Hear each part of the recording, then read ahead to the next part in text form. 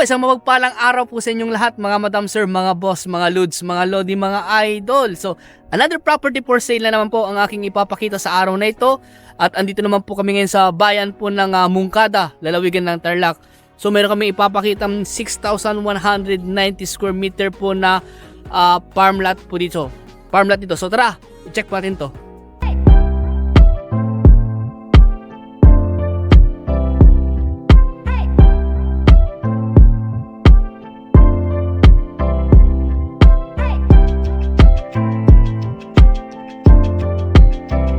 So ayan po mga madam sir, mga boss, mga idol, ito na po yung property na ibebenta. Rice field po siya. Ayan, so simula dito, diretso po yan. At ang maganda po rin sa property na ito, nakaalong bypass road po siya. Bypass road po dito sa bayan ng Mungkada. Ayan po, lalawigan ng Tarlac. Tignan nyo po kung gaano kaganda itong property na ito, itong bypass po na ito. At ang maganda sa property na ito, nakaalong bypass po siya. Kaya mataas yung potential na maging commercial itong property na ito, at ganoon din po maging yun nga, para for business po siya itong property na ito. So ito po yung property, medyo mataas nga lang po itong bypass. Ayan po, pero gumawa po sila ng dito, nagtabon po sila para dun sa kanyang rampahan o papunta po sa loob ng property. At anytime naman po kung kayo po makakabili, ay talagang sabi naman po nila ng aming source ay tatanggalin na lang po ito. So itong property na to ay mayroon pong presyo po na 2 million. At kung gusto pa i-negotiate yung presyo, ay kausapin natin yung seller. At clean title naman daw po ito, sabi naming source. At may konting bawas pa naman daw po, sabi po niya. Ayan, so hanggang dito po yung kanyang frontage. Diretso po yan. Estimate po naming entrada ng property na ito na sa mga 30 more or less po yung kanyang entrada. So ito po yung bypass road, kabilaan po yung ano niya, nasa mga, siguro yung lapad ng bypass road na to nasa mga ano po, mga 15 meters. 70. Hindi yung lapad niya, boss. Dapat namin na gilid-gilid. Nasa mga 15, ganun siguro. O kaya 20, mga ganun yung kanyang lapad. So under construction pa lang po itong bypass po na ito. I-connect po nila dun sa San Manuel, Tarlac. At saan ba makakonect pa to? Sa ginagawang bypass din ng Kuya po. Kukonect din nila doon. Oo. Tsaka gagawa din yata sila ng ng exit sa T-Plex dito sa Kuya po. Kaya mapapabilis yung biyahe.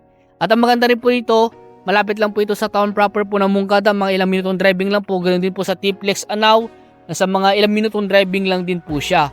So hanggang doon pa po yan. Kung nakikita nyo po yung mga puno po na doon, sabi po ng source po namin ay gagawin daw din po nilang farm to market road doon, sabi ng aming source. Kaya maganda itong property na ito.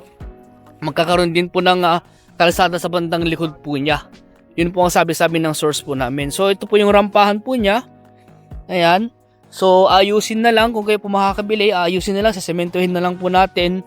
Sa ngayon po kasi mayroon silang tanim na palay. Ayun may tanim nga silang palay, nag-abono pa sila. So ito yung rampahan, medyo mataas yung bypass road, nagtabon po sila. Kaya dito, gagawin na lang po natin dito sa harap ng para makaakyat at makapasok, makalabas yung sasakyan po ninyo. Ayan. So marami na rin po nakabili po dito. Kagaya ng isang client po namin, nakabili po siya dyan. Ngayon, sa mga prospect buyer po namin dyan na nagtitingin po ng itong mga property na pang commercial, pang industrial, at pang farming, ganyan din po pang residential, bakit ito na po hinahanap po ninyo. Kaya mura pa, kaya i-grab nyo na po mga madam sir.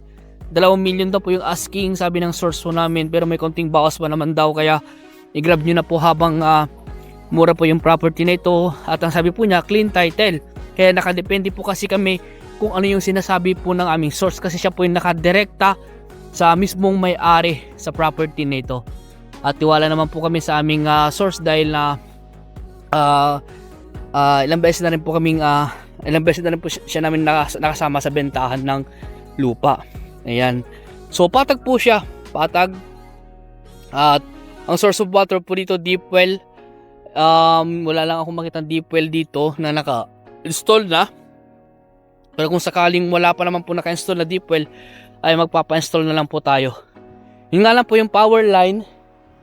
Andun pa po yung power line sa bando roon. Siguro estimate ko na sa mga mga 300 meters po ang layo po niya sa power line. Pero for sure po yan, magkakaroon din po ng power line dito po sa bypass road. Kasi under construction pa lang po kasi itong bypass road, hindi pa po siya nag-ooperate. Hindi pa po siya dinadaanan ng mga sasakyan. Kapag natapos po ito, andoon na sigurado po maglalagay po sila dyan ng kuryente, poste ng kuryente, at ganoon din siguro baka maglalagay na rin po sila ng nawasa. Sa ngayon po, talagang pag po kayo nakabili dito, ay maglalagay na lang po muna kayo ng pasamantala o kaya solar panel. Yan. Nauuso naman na po ngayon yun, yung solar. And then, yung solar naka-electric pump, ganun. Sa source of water po ninyo. Kaya, tutulungan naman po namin kayo. At may mga contact naman po tayo sa mga ganun, sa mga magkakabit ng solar, mag-install ng deep well. At ganun din po ay kami rin po ay kontrata rin po sa bakod. Kaya kung gusto niyo pa bakod sa amin, ay nasa sa inyo po yan. Kaya, kami na rin po mga ahente po ang tutulong po sa inyo upang i-transfer yung title at i-prepare yung ibang mga dokumento. So, ayun po, ulitin ko po, 6,190 square meter at may presyo po ng 2 milyon at along bypass road po siya ng Moncada, Tarlac. Ayan. At malapit lang po sa town proper, malapit sa T-Plex exit, sa expressway. At maganda itong property na to for commercial, industrial, residential. At maganda rin po yung kung gusto niyo po, pwede niyo po ituloy po na bukirin na lang sa inyo po yan, or tawanan ng mga fruit bearing o tawanan ng mga gulay. Depende na po sa development nyo sa property na to kung kayo po makakabili. Ayan. So, sa mga bago pa lang sa aking YouTube channel, paki-subscribe nyo po ako at paki-hit yung notification bell para ma-update po kayo sa mga binablog po naming mga ganitong property at paki-follow nyo ako sa Facebook. So, maraming salamat po at God bless po sa ating lahat.